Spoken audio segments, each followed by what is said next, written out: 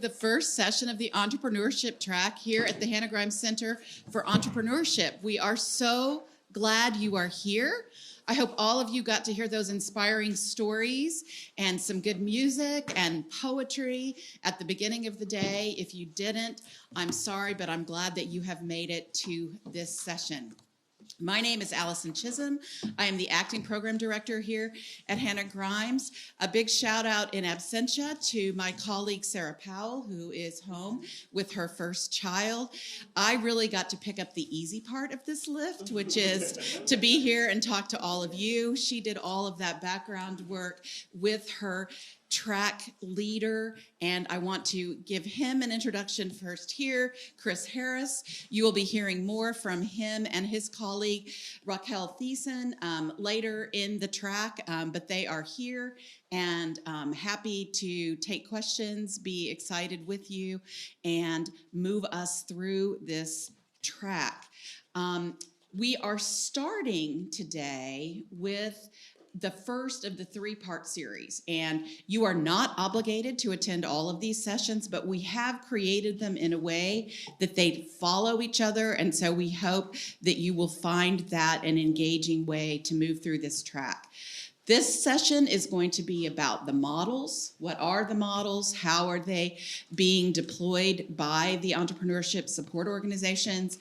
The second session will be about hearing from the entrepreneurs themselves who have benefited from these models so that you can actually hear the models in action, because as we all know, sometimes people that get help from programs have different feedback than we imagine, because on the ground, things look different. From the other side of the table, they always look different, and we want to hear from that side as well.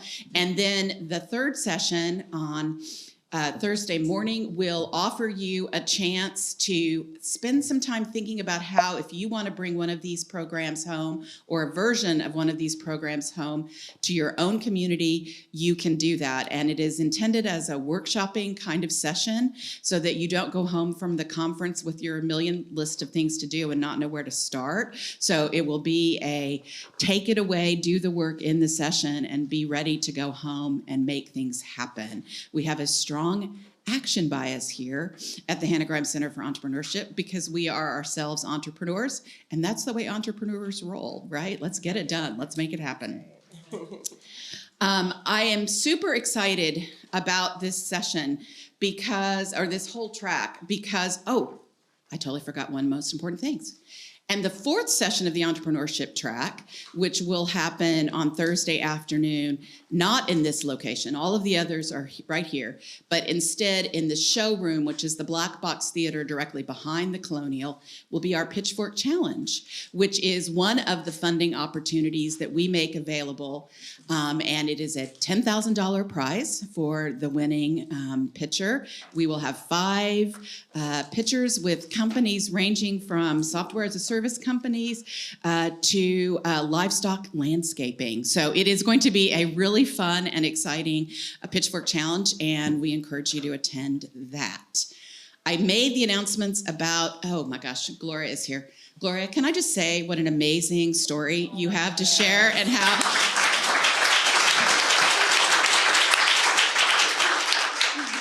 I am honored that you are at our track today to learn from us. I too believe beauty makes the world go round and is an awesome tool for economic development.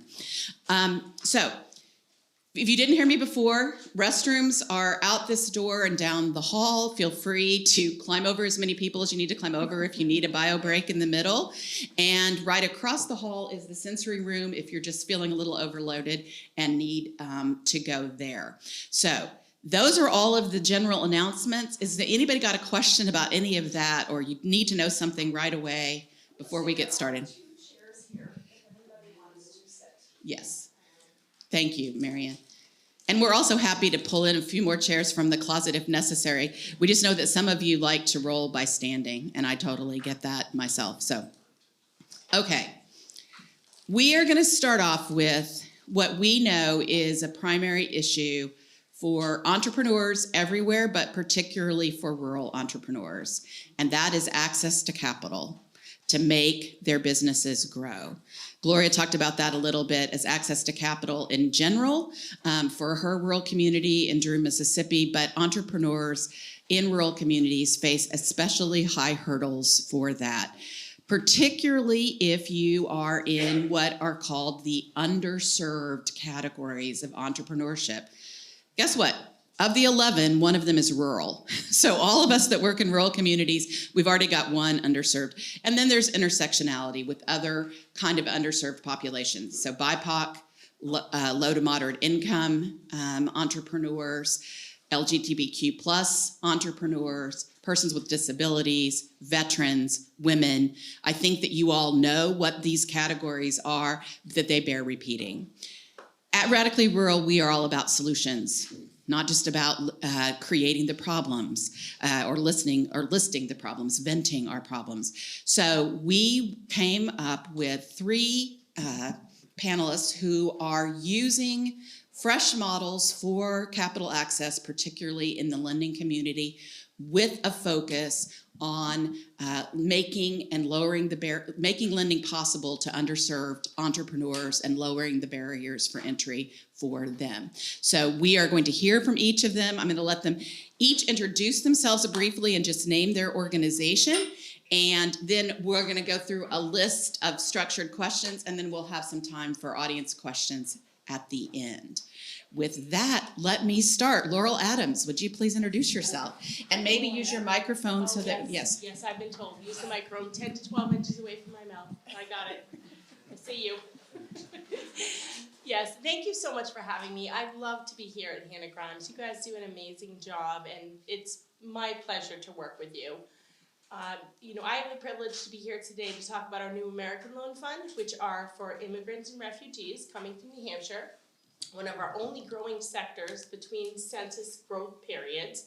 So something a little bit different that we don't naturally maybe think of with New Hampshire, but we really do have a lot of diversity here, and we're trying to encourage that, and that's what I'm going to talk about today. And will you name your organization? Oh, Regional Economic Development Center. And she's our neighbor in Nashua, New Hampshire, correct? Well, we serve Nashua. Sorry. Our office is in Raymond, but Thank that's you. Okay. No, it's not okay. In New England, if you get the town wrong, you've got everything. No, it's fine. We serve Nashua. It's all good. And I hear a lot of recognition. I think in rural communities, if you get the town wrong, you've gotten everything it's wrong. It's all a neighborhood. It's fine. No worries. Swarovski. Okay. Hello, I'm Swarovski Little. I'm with Change Labs. Our headquarters are located in Tuba City, Arizona, and I'm from Aneth, Utah, on the Navajo Nation. Both of those areas are on the Navajo Nation, and we support Native entrepreneurs and business owners on the Navajo Nation, as well as the Hopi Nations. I'm out in Tuba City, and I am the loan officer for our kinship lending program. And Tosh. Good afternoon, everyone. I'm so excited to be here, so I'll try to contain my excitement. But don't. Okay. Good afternoon. No, in all sincerity, thank you, Hannah Grimes, for inviting me to Radically Rural. This is my first one, and I'm so excited to kind of be convening with you guys. But I am Tosh Comer, the Coaching and Connections Manager with Thread Capital. Thread Capital is a subsidiary of the NC Rural Center. We are a CDFI, so those letters mean Community Development Financial Institution. Long story short, we do small dollar lending for startups and existing businesses. Our actual segmentation is very much under those same pillars of rural-based, low-income, women-based, and BIPOC. So we specifically try to target those communities so that we can lend. And thank you. Okay, now we'd like to know a little bit about who's in our audience before we start talking. So I have a list of questions. All you have to do is raise your hand. How many of you are entrepreneurs? Awesome. And you could definitely count social entrepreneurship in your category. So if you're running a nonprofit and are benefiting, you are an entrepreneur by definition in our world. How many of you are lenders? Okay, a few lenders. How many of you are investors in small businesses? Okay, excellent. A few investors, that's excellent. And then how many of you represent some other part of the entrepreneurial ecosystem? So you can count yourself as customers. How many of you are customers of local businesses in your community? I hope everybody, right? Excellent. It looks like we've got some learners in the background. That is a really important part. We've got some, yes. Oh, Good. Raquel used to be an elected official, so she is like on that. How many of you are elected officials? Nice. Okay, woo, right there, Gloria. She's our woman of all things, right? Okay, yes, and you also elected official. Excellent, thank you. Any others that we want to make sure that they get counted? Yes, sir. I'm the lab director at an incubation center. Awesome, so a lab director at an incubation center. Did everybody hear that? That's really exciting. Okay. Awesome. So we have a really nice mix here. We want you to come at it from whatever direction you are coming at it. The frame that we want you to be listening with is active listening. What of these stories can I take home and make work in my local community? What problem is being solved? And really think about what would be your obstacles to bringing it home, and start making maybe a little list of that, because that's the kind of conversation we're going to have in our third session about how to overcome those obstacles. All right, let's start by describing the communities from which you hail. And since I've already gotten one wrong, I don't want to get that, do that again. So I'm going to let them speak for themselves. We'll start in a different, Swarovski, you already started a little bit to describe, but do you want to describe a little bit more about Tuba City and the Navajo Nation? Yes. If any of you know, I think everyone here knows where the Navajo Nation is. So here's more of like a landscape kind of a picture. So the Navajo Nation is very, very desert, mostly desert. The communities are very isolated, which in an infrastructure kind of view, it's a lot of people still don't have running water or electricity. So that's kind of the communities that we're trying to invest in with our support systems here with Change Labs. And where I come from, Aneth, it's a very small town. I think at least maybe about 5,000, maybe less than that. So where I come from, it's very rural. Tuba City is one of our larger towns, about 10,000 there. And so yes, and like I said, Navajo Nation, and then Hopi Reservation. If you know where that's at, they're kind of right in the middle of the Navajo Nation. So, and Tuba City is right next to the Hopi Reservation. So we invite their communities to participate with us if they would like to learn more and get some support from our organization. And for those of us who are geographically challenged, would you actually locate in space where Yes. the Navajo Nation is? Because you said, of course you all know where that is, and I don't want anyone to have to embarrassingly say, no, I don't. So you could just... Yes, Navajo Nation, majority of the reservation is located in the state of Arizona, northeast part of Arizona, and then in the, south or northwest part of New Mexico, and then a little sliver of it in the southeast corner of Utah. So that does give you a sense of the magnificence of the Navajo Nation and also the geographic span of it, which is quite large, actually. All right, Tosh. So I have the wonderful privilege or pleasure, whichever one you want to use.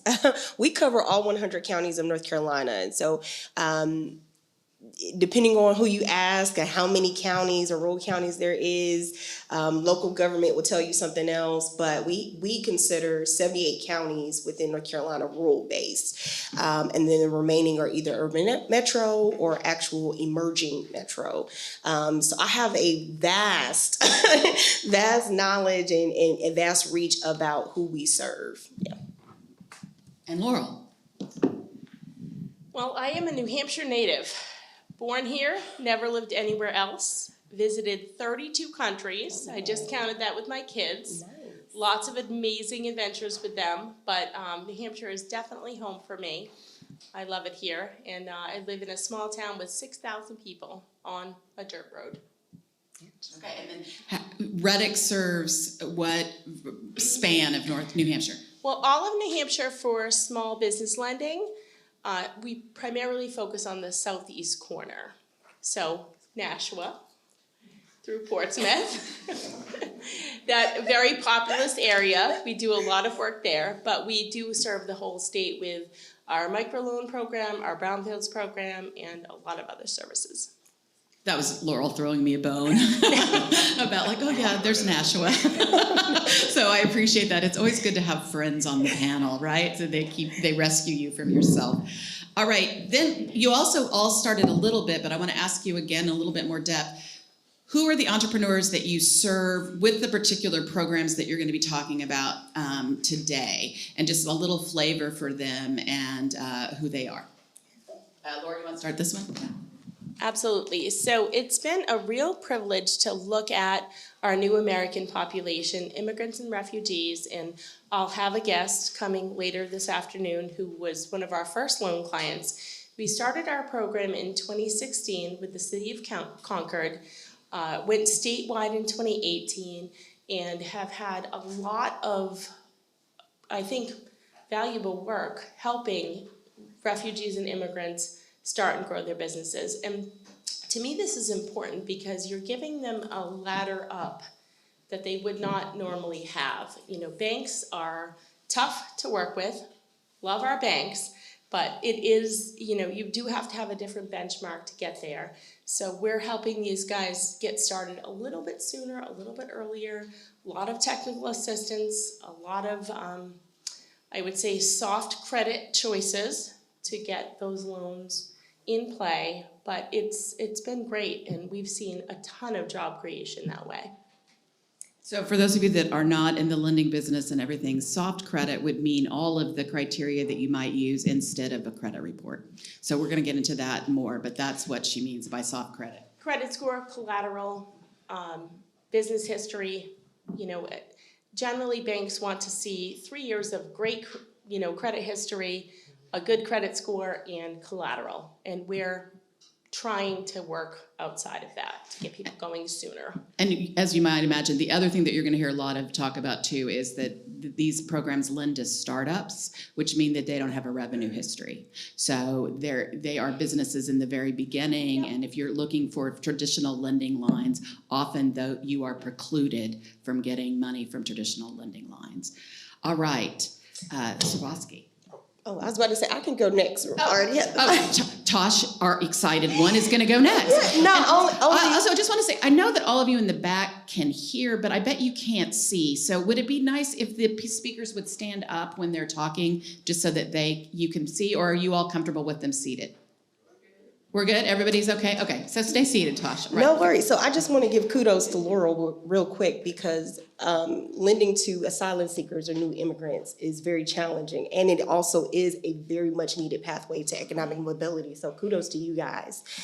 Yeah, absolutely. But who we lend to, so a lot of service-based businesses, transportation, pretty much any business that you could think of. The only businesses that we don't lend to are nonprofit organizations that does come with the asterisk.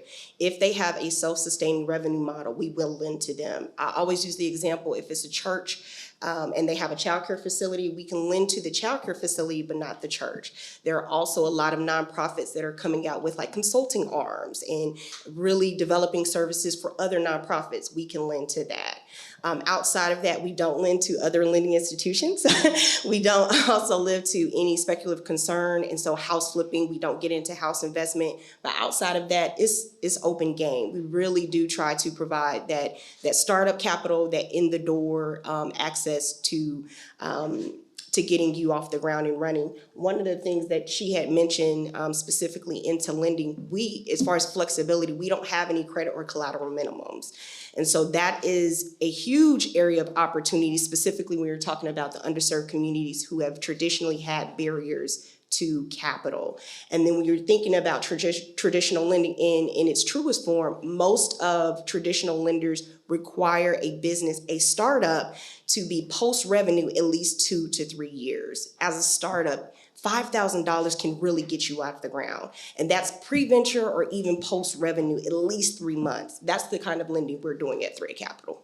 Okay, great. And do you want to just run through the list of the targeted entrepreneurs again for, and you know what? So I big. really hate the word targeted. I feel like it's like we're on a hunting mission, and I think it's used in the language all the time, but I'm going to try to steer clear of it. So would you just, your communities of focus is the way that I prefer to talk about this? Absolutely. So BIPOC, and that's very specifically Black people, Latino, Indigenous. We like to separate it out. Don't just want to give a general statement, but also women-owned businesses, low-income and rural-based businesses very specifically. Thank you. Yeah. And Swarovski? What's the question again? So good. Who are the entrepreneurs that are your communities of focus, and what are they're kind of about? Yeah. Okay. So the entrepreneurs that we work with, they're either they're both startup companies and companies that are well seasoned, which means, or at least experienced, which means they're about 2 years or more in operation. We deal with all kinds of businesses as far as like for which different industries of service, and a lot of them. The ones that we've been working with we have a microloan program right now with Kinship, and so we currently we work with a lot of artisans and like artists, and the one that we're going to be talking with today in the other the part 2 of this series is he creates like he makes moccasins. He also makes teepees, and so that's kind of like a little bit about some of the entrepreneurs that we work with, all different age ranges, and we do like target or attract Native American entrepreneurs, Navajo. We do offer business coaching sessions, and so that allows for other Native Americans who are not like immediately near our location to come and seek services from us as far as like learning about different aspects of business. And so we have a well-rounded group of business coaches who offer experience in different fields of learning about business. And what else is there? I'm going to help you out here, which is to say that this is the natural segue. We are moving from who we serve and how we are situated, what our context is, into a description of the models. And so since you've already segued yourself there, Swarovski, I'm just going to ask you to discuss the kinship lending model. Who participates, what are the requirements, all of that kind of thing. Give us all of the details. Yes. All right, so kinship, our kinship model is based on, well, the name more so comes from our Navajo like upbringings as far as like kinship with people who, you are related to or your community, and kind of like having like a camaraderie and a community support system, for what that looks like. And so that's kind of where kinship comes from. And the model that we use currently is a relationship-based lending model where we assign a business coach to a member when we start the program, and we have them work with the member for about a year. I think now it's coming down a little bit more as we are ramping up for SSBCI, because we are teaming up with the Navajo Nation government to deploy SSBCI funds to the Navajo people, and so we're making some adjustments with our kinship lending model. But with the relationship-based lending product, we don't check credit. We don't do a lot of the 5 C's of credit or the regular underwriting standards that banks use, and so that allows for us to be more flexible in working with more entrepreneurs who will have access to capital. And here's a little bit more about the types of borrowers that we work with and members, is that on the Navajo Nation, the whole Navajo Nation is federal land, and so there is issue, or at least there's the biggest issue with becoming a borrower, in the private as well as the business sector is that there's no equity. So people aren't able to use personal assets like collateral to attain business loans. And so that's a huge hurdle that a lot of business owners have to kind of get over. And so we don't use capital in our lending model currently. And even assets too, like it's hard for people to attain assets to put up for borrowing as well. Even like vehicles lose, like when you leave the lot, they already lose value, right? As you're, when you're still owing on that vehicle if you get a loan for it. And so that's kind of like a little about, the types of borrowers that we work with. More on the relationship-based lending product. The program used to be 6 months long, and so with it came a financial education course, and so it mainly focused on, borrowers learning about their relationship with money, and how that, and kind of connecting the pieces about our traditional saving or planning methods, and so the one that we like to use a lot is the person who's using corn, and then the cycles of corn where you're saving seeds and, you're planning for the next, you're planning for the next cycle for all of that to happen. And so that's one of our base models as far as for planning ahead. And one of the other things that we start our members off with as far as worldview is, the two different types of worldviews that we see right now. And one of them is the indigenous worldview, which is a perspective of abundance. And then there's the Western, which is a scarcity mindset. And so we try to, educate as well as give perspective so that, we can all kind of gain more of a group method as far as working within our community and creating that ecosphere for our economy to prosper. And so that's kind of where the relationship-based lending product is based out of. And then so when our business coaches are working with our members, we work to identify the ones that are looking to scale. And that's where, for those folks who are trying to, get lending dollars outside of what we are able to offer, that's where we're trying to create a model that kind of grows them into that capacity in identifying all of the standards that they need to meet in order to attain those higher dollar loans. And so we work with so we're planning on working with some CDFI banks. If you don't know what CDFI stands for, they are community development financial institutions, and they have them around a lot of the whole country. And the two that we are looking to work with are the Native American Bank and the First Southwest Bank. They're both they're the only two CDFI banks in the Four Corner states. And so, I think it's going to be a great opportunity for all of us to collaborate and kind of work to, to address a lot of these problems that come about, with the given history of reservations and tribes and the federal government, and addressing some of these issues. The one that I mentioned earlier is not the only one. There's a lot of other ones as well.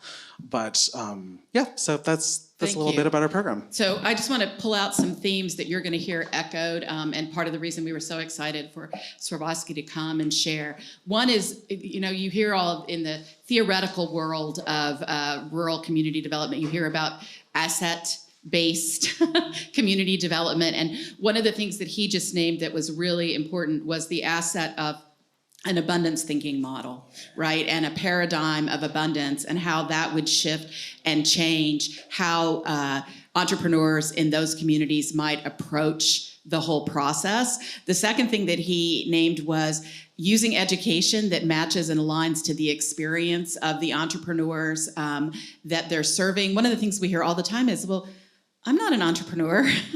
I just sell goat cheese off my farm stand, right? I'm not an entrepreneur. I just have an Etsy business. I'm not an entrepreneur. And so helping people identify themselves as entrepreneurs and a part of this ecosystem is a part of that education where you know how to make corn. That's an entrepreneurial skill, and how do you grow from that? And so those two themes I think you're going to hear resonate throughout. The third theme is the harder theme, is that there are unique barriers depending on your context. And so I don't know. I have to say that I grew up in Oklahoma. I thought I was fairly knowledgeable about the varieties of ways that indigenous populations have been oppressed. I did not know that if you lived on the Navajo Nation, you couldn't own your house and use that as collateral. So that was an education that I got from this conversation. And so each of you will know in your own communities what are some of the unique barriers, but understanding those barriers is a really important part of figuring out the solution, right? So with that, I'm going to turn it over to a CDFI, Tosh, and let her talk about the program that she has at the North Carolina Rural Center. Yeah, absolutely. So I did mention earlier that Thread Capital is a subsidiary of the Rural Center. And actually, it was birthed out of the North Carolina Rural Center's microloan program. And you'll actually get to hear from a microloan recipient and Thread Capital client later on today. So I'm excited about that. But we actually started out more in agriculture. We were trying to adequately resource farmers. North Carolina is known for farming. We're still very much a farming state. And we noticed that a lot of farmers that were getting pushed out because of the big, I'll call them big box farmers for a lack of a better term.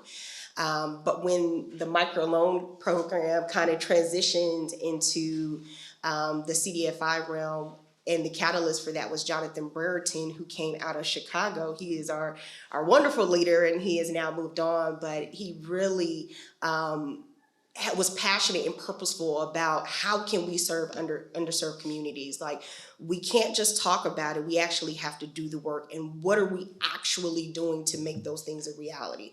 So when I talk about we don't have credit or collateral minimums, when I talk about we look at a global cash flow instead of what is your, what do you have for equity? We do collateral alternatives. So I will say that, let me level set real quick. Depending on the size of the loan, we will have to request collateral. However, I always tell people, one of the great things I love about Thread is we do collateral alternatives. We will use what you have. If you have a 98 Camaro sitting on flats in front of your front yard, I'm serious, I'm not joking, we will collateralize that. Now, here's the caveat. If that 98 Camaro is sitting in front of a $250,000 house that you own, we're gonna want the higher value. And that's not to get into home ownership, stay with me. That's not to get into home ownership, but it's more so to make sure that you are just as invested in your business as we are. Another great thing that I love about Thread, this is not a pitch, I genuinely love my job and what I do. And I'm an ecosystem builder, so I do a lot of ecosystems, so I was trying to stay focused in the lending lane. But one of the things that we do is not only offer capital, but we offer coaching and connections. And what that does is that supports the entrepreneur as they're coming into the loan process. Unfortunately, a lot of entrepreneurs come in and say, hey, I just want to see how much I can get. That is not where you start the lending conversation. You need to have a good working knowledge of what you need. And so a lot of times what we'll do is we'll take you back to the beginning and say, hey, let's get some business coaching. Let's get some strategy. Let's see why you need this amount of money. And then let's start that lending conversation. In addition to that, we don't just leave you with the coaching. We connect you either to subject matter experts, technical assistants, even if you just need more connectivity within your sphere. I specifically lead 6 business connectivity alliances across North Carolina. They're regional alliances, convening entrepreneurial support organizations, local government, libraries, pretty much anybody that has a direct support to entrepreneurs, so that we can know what each other is doing and that I can open up those opportunities to entrepreneurs. One of the things that you may know within the sphere of this conference as well, sometimes it's not the capital, it's just opportunities. So linking the hands, and that's free. If you have a trucking company, you're like, hey, I'm looking for a dispatcher, and I know somebody that has access to a dispatcher, it costs me nothing to tell you. It costs me nothing to connect you, and that's what we do at Thread Capital. So Okay, so you're starting to hear a couple of other themes emerge, that this is a relationship-built enterprise and that coaching and connections come along with that. You heard that from Swarovski as well. Interesting enough, for those of you that were here for the rural philanthropy conversation last night, Chris Harris said, foundations are being underutilized because guess what they can bring? Coaching and connections. So there is a theme here that it takes a village to raise an entrepreneur, right? And that is probably the gift of rural communities, is that we understand that maybe better than most. And we are ready to mobilize those communities on behalf of our local entrepreneurs. So thank you, Tosh. And now with that, we'll go to Laurel.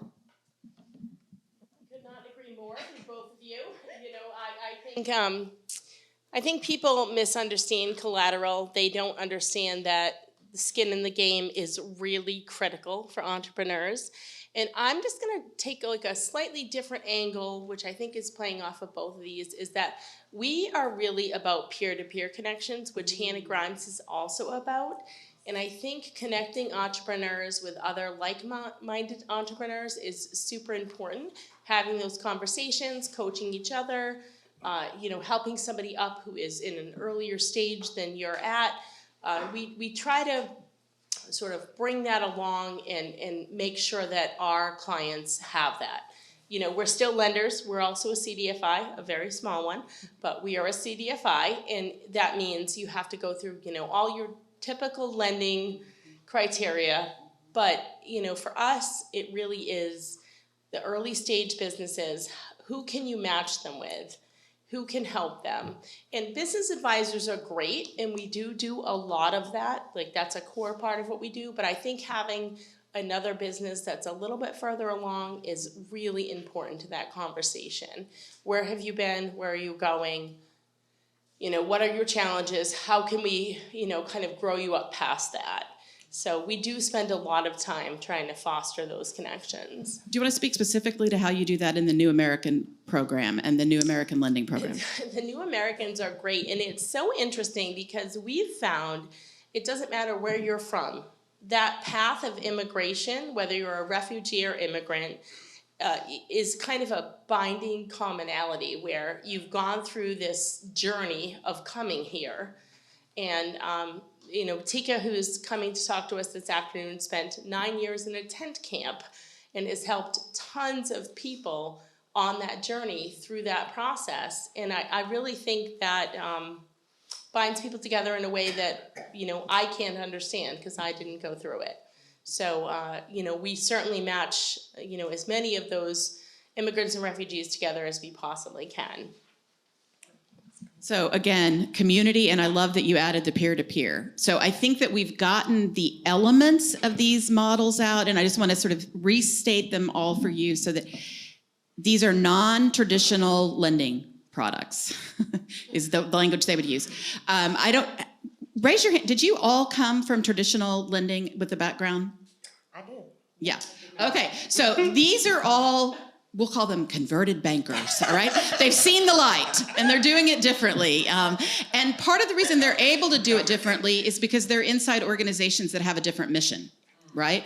And one of the biggest challenges for everybody is to rethink the ideas of risk, okay? Because all of these organizations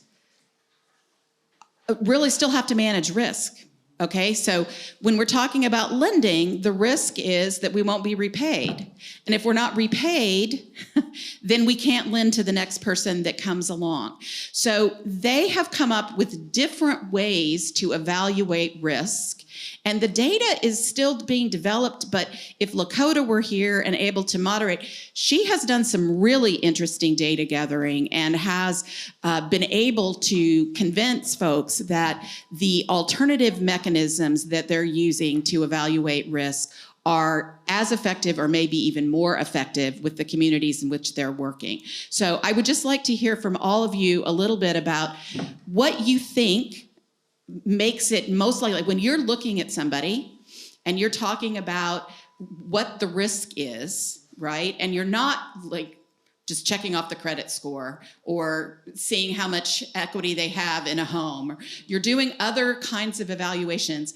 Could you tell us what those evaluations are? And it's going to be a little bit subjective, folks. I mean, that's part of the reality of why banks got away from doing some of these other kinds of things, because you can get in trouble because it is a little bit more subjective. But I would love to hear from all of you about how you're evaluating risk, and then how you report it back to the people you're accountable to, whether that's boards or loan committees or grantors or those kinds of things. So I'll start. We've had a lot of turnover with our business advisors in the past few years, a lot of training, a lot of orientation. And my favorite thing is give someone homework and see if they come back to you on time and correct with homework. Can they articulate their plan? Can they lay out the numbers? Can they do it correctly and on time? To me, that is kind of the biggest checkpoint. And I won't say it goes to character so much, but it is like an actual tangible thing. Can you bring it back? Can you do it correctly? It's back to skin in the game. How many of you are entrepreneurship support organizations and see that happen all the time? That some entrepreneurs come to you right away and they're really enthusiastic, and then they don't follow up on any of the things that you've suggested, and so they kind of fall away. I'm seeing a few hands. Nobody wants to really acknowledge that because they don't want to. I'll acknowledge it. Or again, they don't know how much they need, which is a huge indicator that there is an issue. Like, you need a budget, you need a sources and uses, and it needs to make sense. I also want to hear what you guys, but I also want you guys to hear that they are walking hand in hand. So if you come back to us and say, I tried to do that financial projection and here's where I got stuck, that doesn't count as not doing your homework. Oh, no. That counts as doing your homework and then coming back and getting the next step in the journey, right? I got a little scared when Laurel says perfect, because I'm back to that. Financial literacy is a huge deal, and you can be amazing at what you do for work, but not amazing at, budgeting or taxes or any of these other things. You can be the best eye doctor in the world, but not know how to do a sources and uses. That's fine. We'll train you. We'll help you with that. But you have to be willing to say, I need help. I need to. Okay, that's the next little theme that we just heard. So I need help, and I will do the work that you suggest. We'll continue this conversation. Okay, Swarovski. Yes. So some of the borrowers that we get through the kinship program come from our incubator program or curriculum, whatever we'll say program. And so they've already shown some sense of, commitment in completing, the 6-month program with them, and already going through some of the avenues of learning how to start a business, to test their ideas out, to see if it's viable and enough for them to take it to the next step and commit to creating this business. And so some of that involves, financial projections, as she said, and creating a business plan or a business model canvas. And so when they come to kinship, we kind of reapproach them again and kind of ask them, where are these tools that were given to you in the, where are you with them today, and how are you planning for that next step, as far as, when you're trying to, inject this capital resource into your plan, what is the purpose of your loan, how is this going to get you to the next step or the next milestone that you're trying to, plan out? Is this enough to get you there? Do you need more capital? Is your business going to create a product that's going to start making income for your business, because this is a loan, it's not a grant. And so, we need to see the plan on how you're going to get there. And so if you're able to articulate all of these things, I think that is, that's a commitment there. And plus the program is already, 6 months with us to a year, with our business coaches in identifying different avenues of, improvement that, you might, as a business owner, might not necessarily know of. And so, like marketing. Like I'm not that great at marketing, but we have a great, business coach, who graduated from Dartmouth, with her bachelor's degree, and so she's a great resource for them, and so.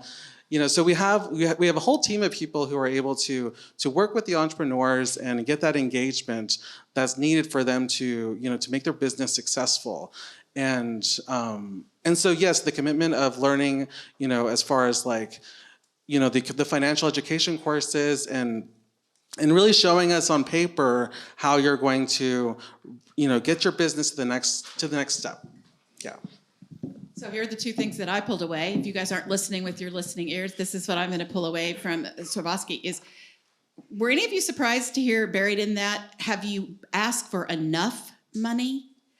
That is one of the things that I think we help educate entrepreneurs, because particularly those that are not money savvy and have not been exposed to the idea of using other people's money to grow their wealth, right? The idea, what they say is, well, I'm just going to ask for the bare minimum because I'm asking, and that just seems wrong. And if I can't imagine that I can repay $5,000, so why would I ask for 20? And it's part of our jobs to say, well, $5,000 is actually going to get you nowhere except into debt. It's the 20 that will actually be the game changer in your business.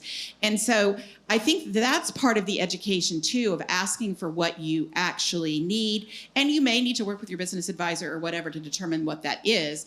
It might not be obvious at first blush. And then the second thing that Swarovski mentioned, and Tosh mentioned it earlier, but the idea that it's going to be a time intensive process.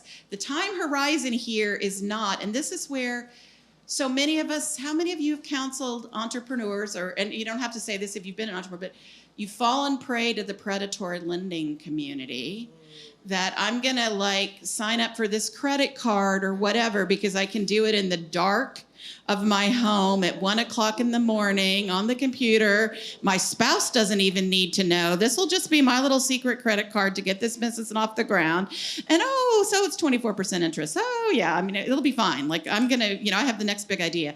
And this is what a lot of those that are lenders in the room, this is what they're up against in trying to convince entrepreneurs, no, really, please take the time with us so that this pays off, because predatory lending is real out there. And you guys, their target populations, and I will say target populations for them, their target populations are the underserved entrepreneurs we're trying to serve as well.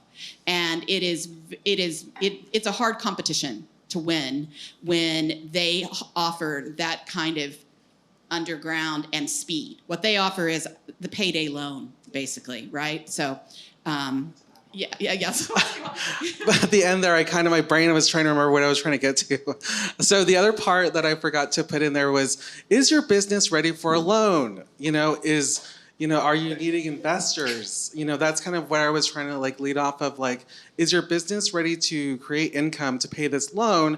If not, you might not be ready for the loan.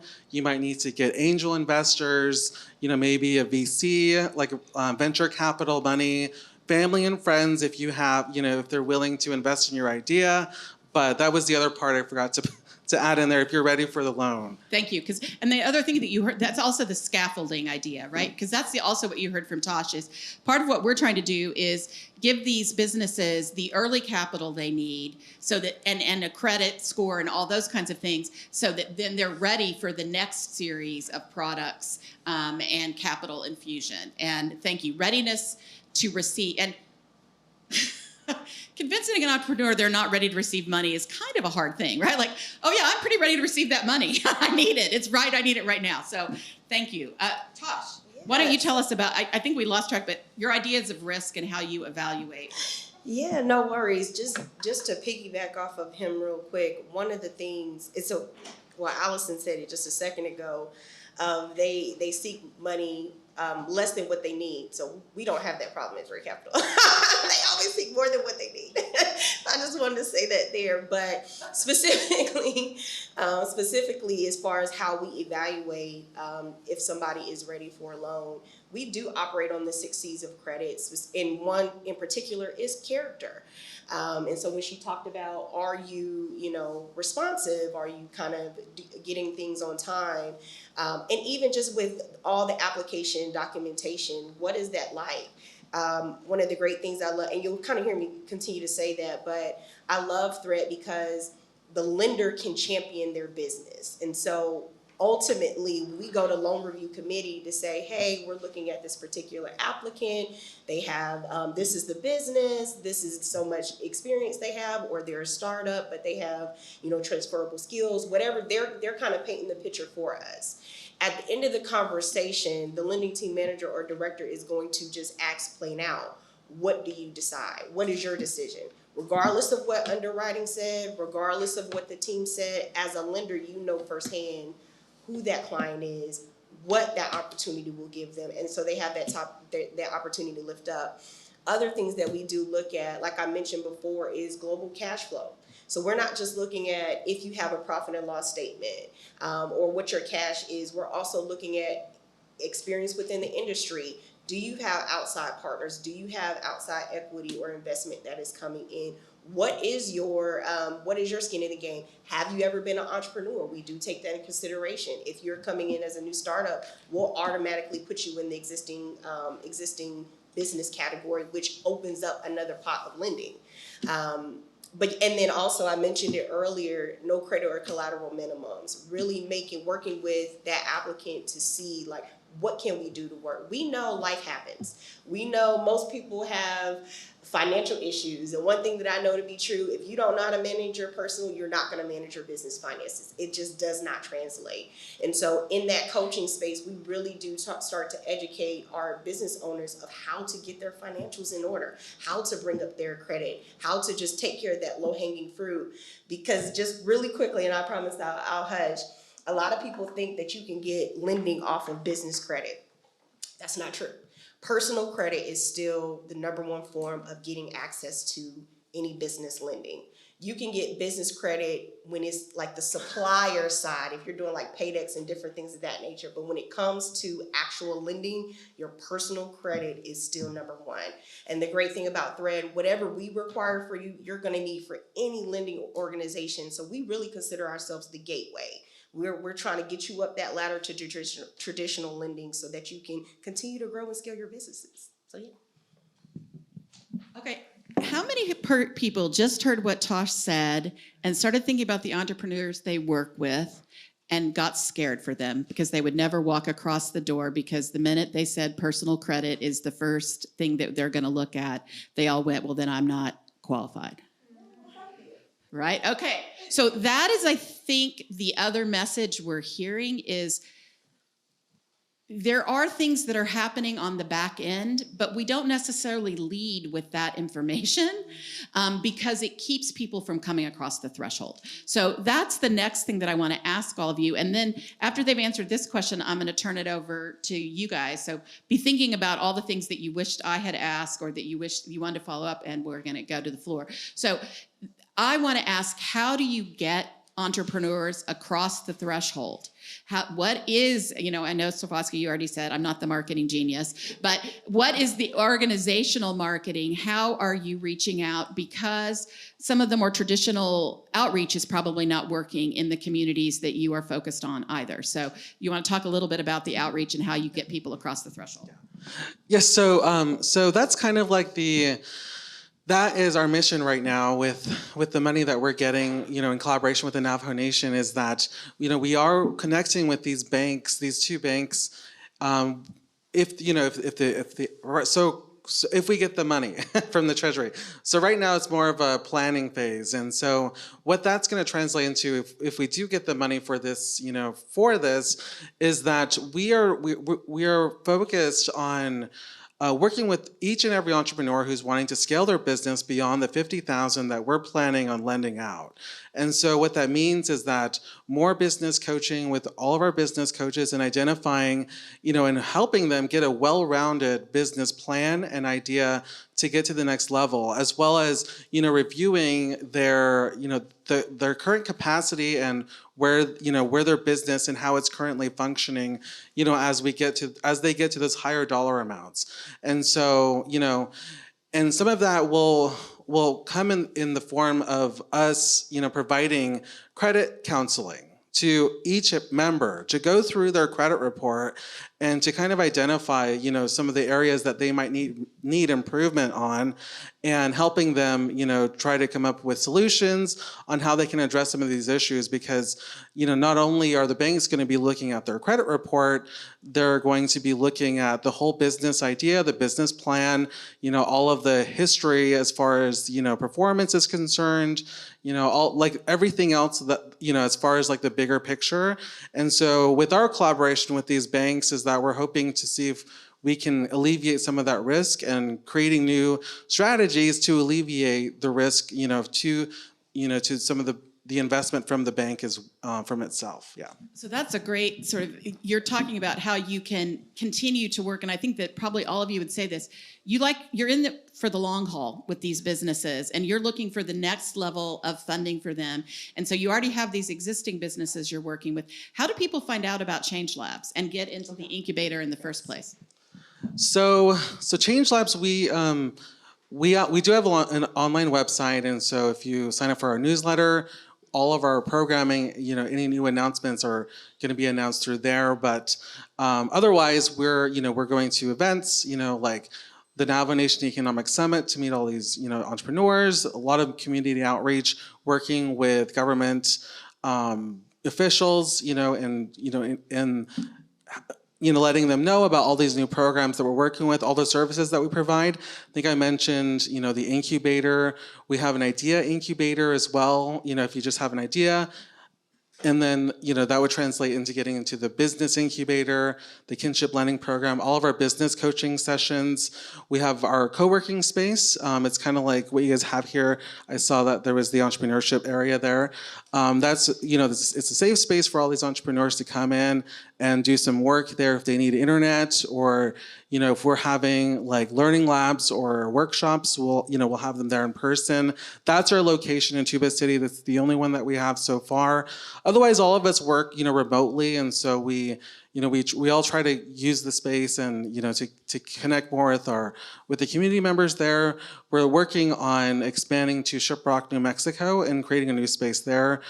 So, for some of us, Tuba City is like a 3-hour drive for some of us. So it's going to be a little bit easier for us to get to the Shiprock location to help those folks there.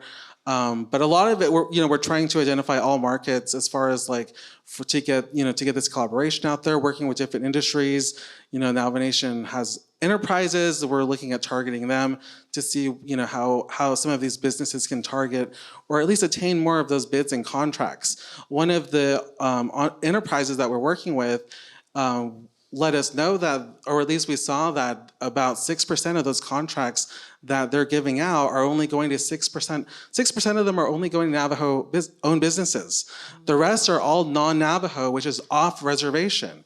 And so we're trying to create this, targeting these different markets and providing opportunity for wealth and, to recirculate on the reservation. Because currently, I think about 60% is what we had in one of our studies, that 60% of money that's made on the Navajo Nation goes off into border towns. And so that money is not being recirculated in our own economies. And so we're trying to build this, this economic ecosystem so that can thrive. And so, we create networking events with our alumni from the incubator and the kinship programs to kind of work together and connect with each other, professional services, peer-to-peer services, stuff like that. And so, and just the word of mouth is it really helps get people to hear about us. I think from Damien, who's going to be in our next session, he heard about Change Labs from his grandpa.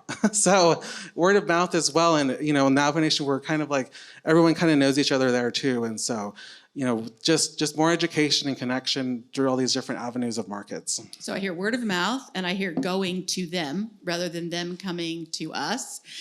Okay, Laurel, you want to add to that? So I would say here in New Hampshire, our banks are a great referral source. We are really tied into the banks, and I don't know that you can ever market enough.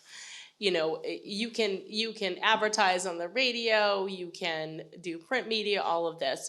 But really for me, when I meet with a lender and say to them, bring me the person you wish you could say yes to, and maybe I can say yes and grow them up. They're your deposit client, merchant services. In 24 months, they're ready for a loan with you.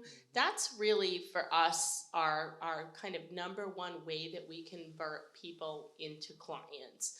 We do get a lot of direct business. We're the Kiva New Hampshire lender statewide, which has been amazing. And Kiva is, a crowdfunding source for those of you who don't know. And we sort of bring people up through that Kiva program. They become small loan clients, and then eventually through banks. But for me, really, it's, giving the lenders an option to send somebody to us that they want to retain as a client, but are not quite ready to finance. So here's the nasty secret about being a banker is that sometimes you don't like the answers you have to give either, right? Particularly when you are a local banker. And I think that's one of the things that we do have to our benefit in New Hampshire is we still have a lot of local banks. And that is a different kind of situation than having, Orange or, online banking and so for those of you that are in contacts without local banks, that can be a little bit of a challenge. I also just want to shout out for Laurel and all of the New Hampshire folks, and I see Molly Donovan here from CDFA. We were the lucky beneficiaries of the SBA Community Navigator pilot program. Coordinated, the hub organization was the organization that Molly Donovan represents, our New Hampshire Community Development Finance Authority. And then there were, I think, 7, 8, 9, 10. There's a network of entrepreneurs. Yeah, there's a lot of us. Entrepreneur support organizations that were able to use those resources to do some different kind of outreach than we're normally able to do. So we were just at the King International Festival because that's a good place to meet new Americans, because what do you miss more than anything from home?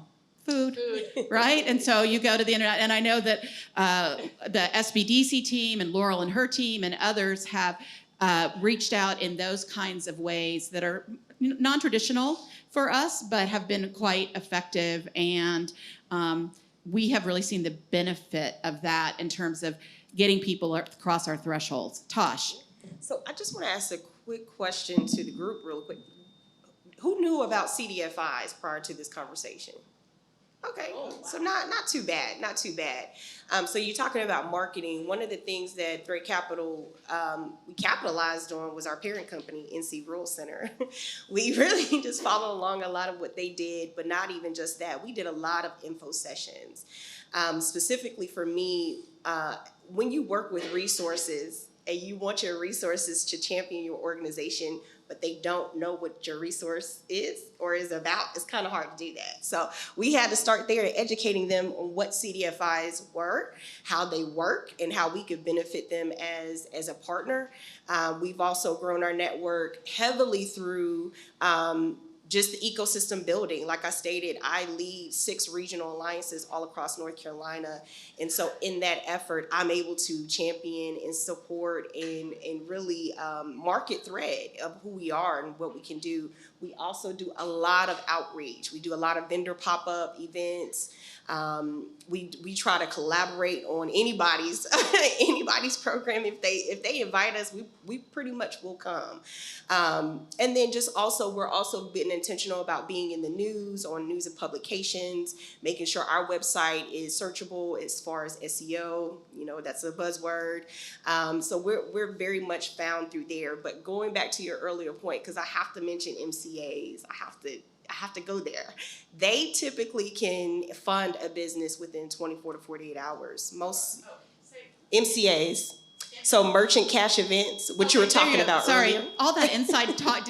Am I the only one that didn't know what an MCA was? I'm like, sorry. What is that?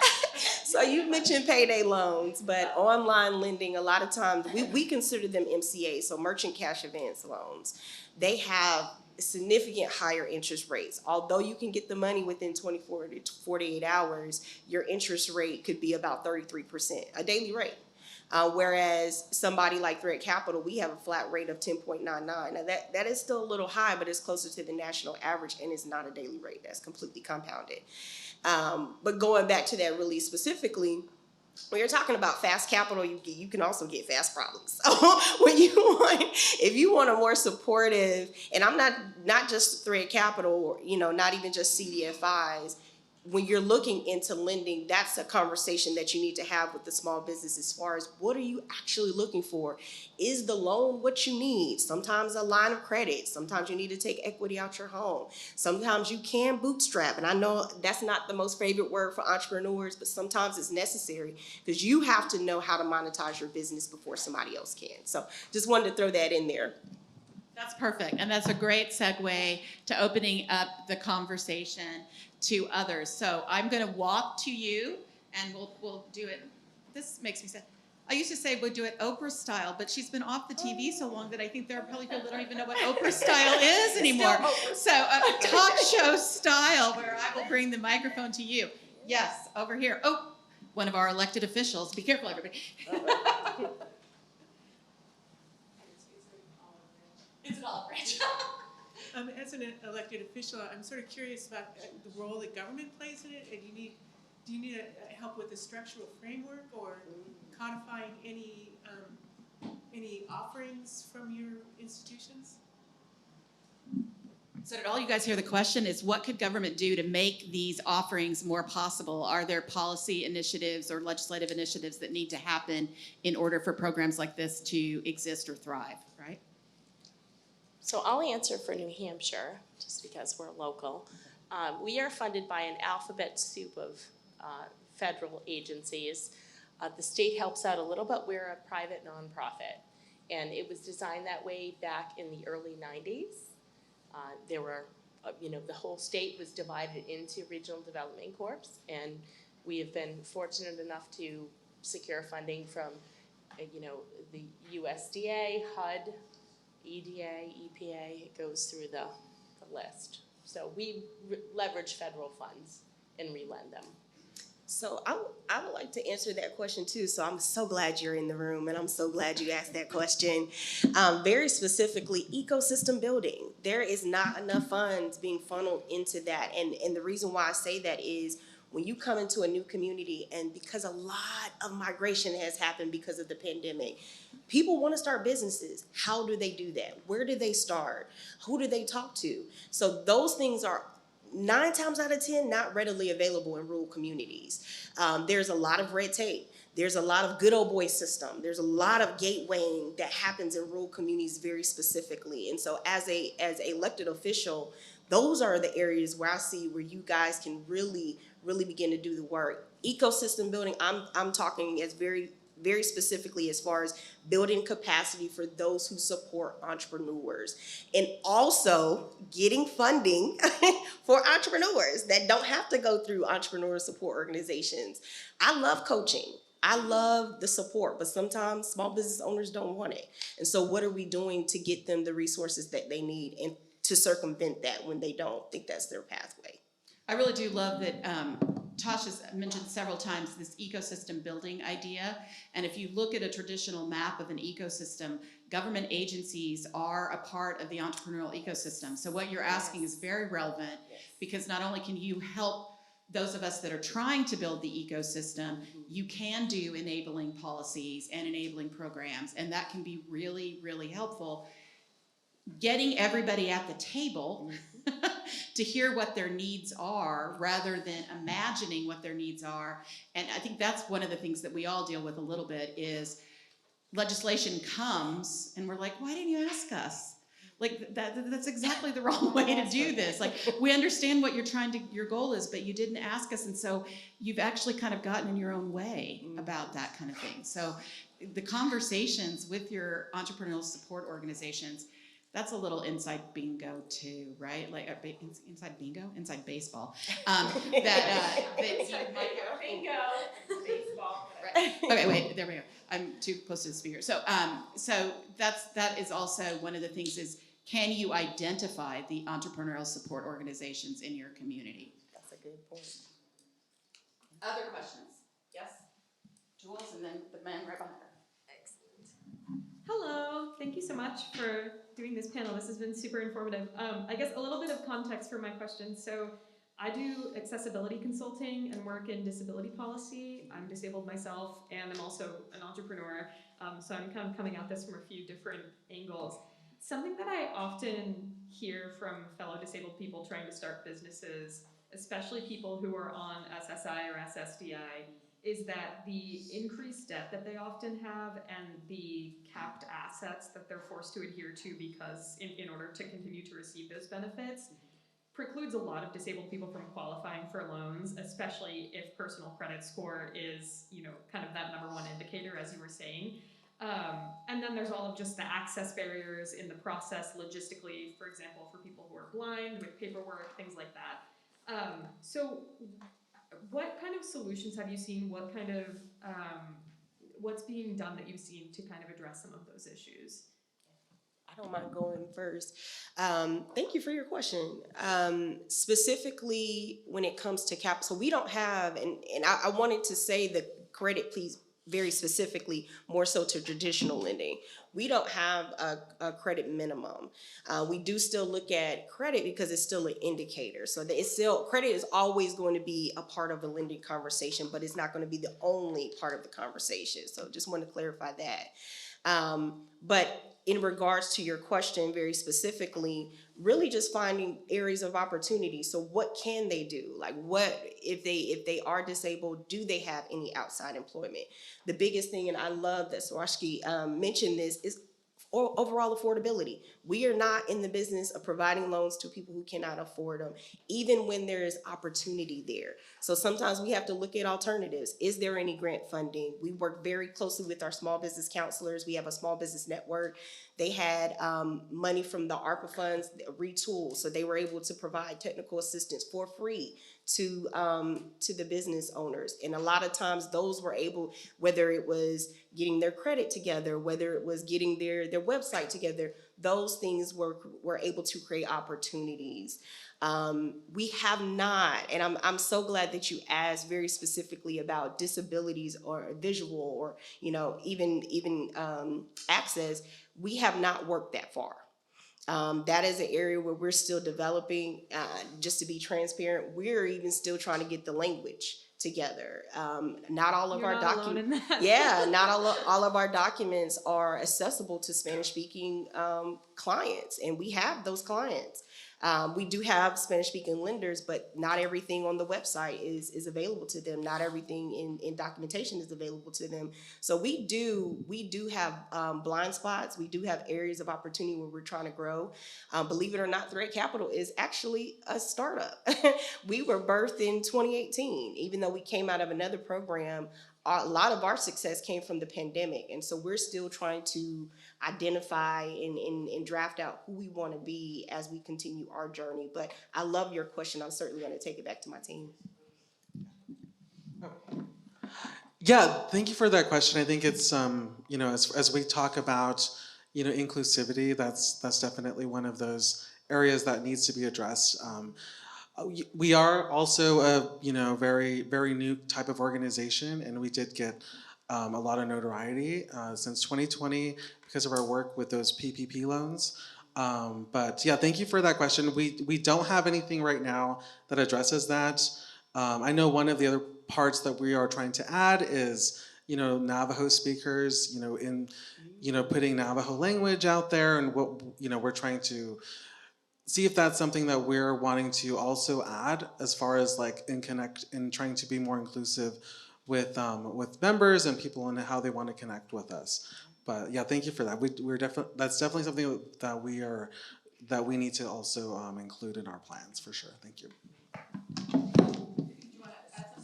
I would just say, we're working, we have visual adaptations, some hearing adaptations on our site.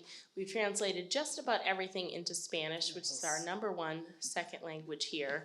And running the New American Loan Fund, I feel like that's really important. But again, we could do more. So thank you for the question. We're working hard. I just want to give a shout out to Jules and their team, because Neighborhood Access is helping all of us, and that is a benefit of the Community Navigator program. And we learn all the time. And I just want to offer, so like we have this lovely sensory room. We wouldn't have had that thought had Jules not been a part of our team. We also, I think what I can just say categorically is the quote accommodations that we are making for disabled persons actually benefit everyone and actually make everyone more successful and more able. And so I think that it's not only incumbent upon us because we want to be inclusive, but it's also just incumbent upon us because we want to get better at what we do. And you know, the more human we can be, the more successful we're going to be. And there you go. And I walked in the back door of Hannah Grimes and I saw this sticker that said, our button isn't working for magic open the door. So please call this number and someone will happily come to the door. It's that kind of attention where it's like, okay, yeah, things short circuit. And in small nonprofits, like you might not be able to get somebody out there 2 days later to get it done, but there are accommodations that can be made. And that I think is the essence of this. You. How inclusive was that? Tosh, this question's kind of directed at you. I lit up when you mentioned agriculture, and I'm wondering if your organization like categorizes young people, which is like, it could be defined in many ways, as sort of a community of focus, and what are the specific hurdles, the unique hurdles with that group, if any, and just like how do you reach out to them? Because it's hard for young people to get into ag these days. So you're very specifically to agriculture. Yeah. Okay, just wanted to make sure. And when you say young people, give me an age range. 35 and under, maybe. Okay, 35 and under. See how much we've aged the population, people? Remember when young people used to be like teenagers? Okay, so maybe the adult set 18 to 35. Can I broaden it out there? So I'm sorry, teen high school students that haven't gotten to 18 yet, but 18 to 35. Yeah, no, and I'm thank you for your question. But to even go beyond the 18, our lending, you do have to be 18 to sign. So you absolutely can be a youth entrepreneur. We will lend to that space. It's just whoever signs for you has to be able to afford the loan. That's the biggest thing. Specifically with agriculture, I'm so glad you answered this question. I promise he is not an audience plan. I promise, but we work very closely with Roxanne Reed. She does Farm School on Wheels.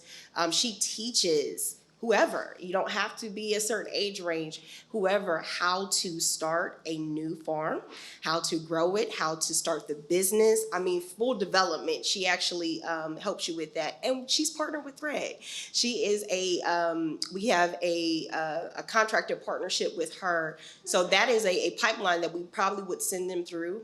However, we also are partnered with several educational hubs. There's one in Columbus County, which is considered a tier 1. So people use different terminology, so I'm not sure what you guys use up here, but tier 1 is considered underserved.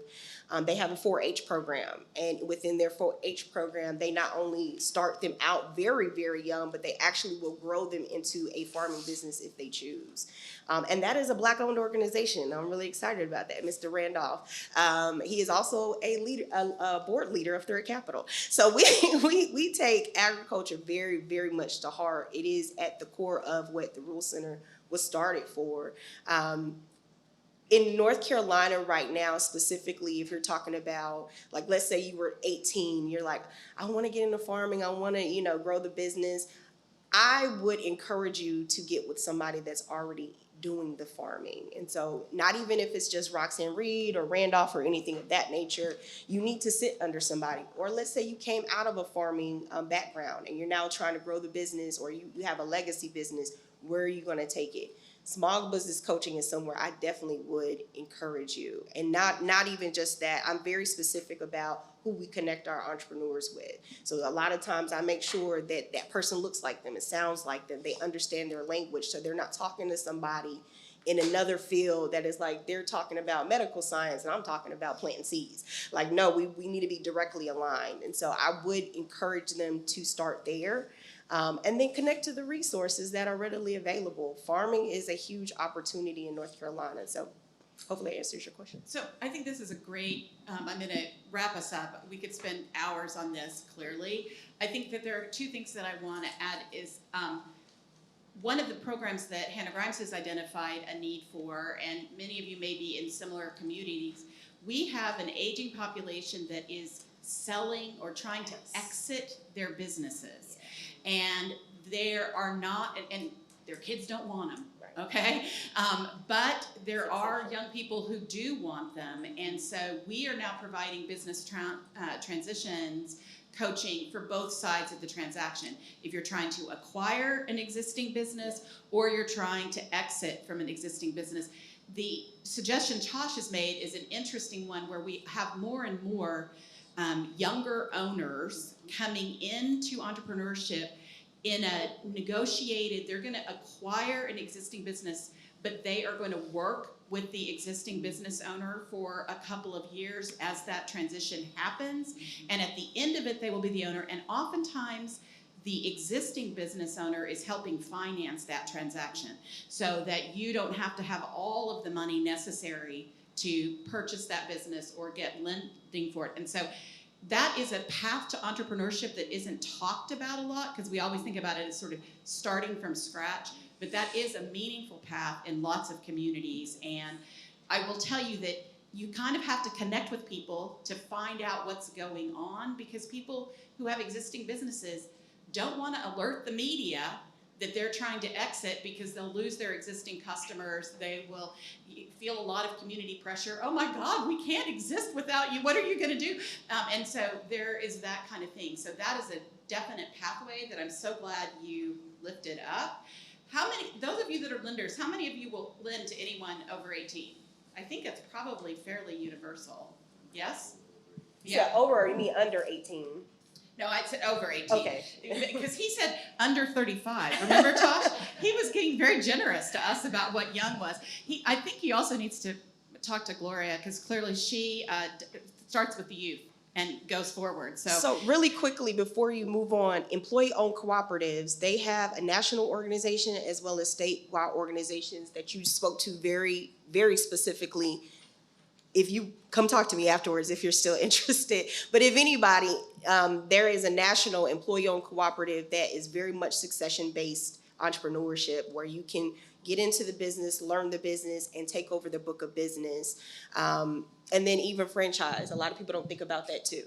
So Also, we are just almost at the time. Jumping in real Yes, of quick. course. We have so many- UNH has a great entrepreneurship legacy program that helps people take over in buyout businesses, family businesses. So something maybe to look into. Yeah, so that is just a whole nother, I think we've got our next radically rural topic maybe for entrepreneurship. But so the other thing that I just want you guys to all leave here with is none of these models were started in a vacuum. Did you hear all of the surrounding programs that support? So I think that's the other piece about this is that doing lending with a different eye is going to require different programming. It's not going to be able to just operate the way a traditional lending program would operate, and you're going to have other supportive services. And partnering is sometimes the way to do that. You don't necessarily have to offer them yourself, but you have to be able to connect to organizations that do offer those supportive services so that your entrepreneurs are going to be successful. Last announcements. We're going to leave you right at 12:30 because who goes late around lunch break? Not me. So you have a nice long lunch break. There is a reason for that. First, we want you to be well-fed because well-fed people are happier people. Secondly, we want you to take advantage of all these wonderful local restaurants who are waiting for you. Third, we want you to talk to each other because you're going to find solutions from your fellow attendees as much as you find them from the front of the room. At 2 o'clock, the entrepreneurship track will reconvene here. We are going to try a magic of technology. So the entrepreneurs will be coming to us live via Zoom and in conversation with those they have worked with. And so we will have that program for you. There are other programs, other tracks that you may find more attractive. Be sure to just find what scratches your itch, right? And what you need to learn from. And we will also hope that all of you have the Connect event on your schedules. You have a nice little nap period, refreshment period after the second session. And there will be buses transporting folks to Stonewall Farm, so you don't even have to find your way there if you do not want to. Those buses will leave from the Courtyard Marriott, which is, I'm totally directionally challenged. It's somewhere that way. Yeah. It's outside this building, but pretty close. Okay.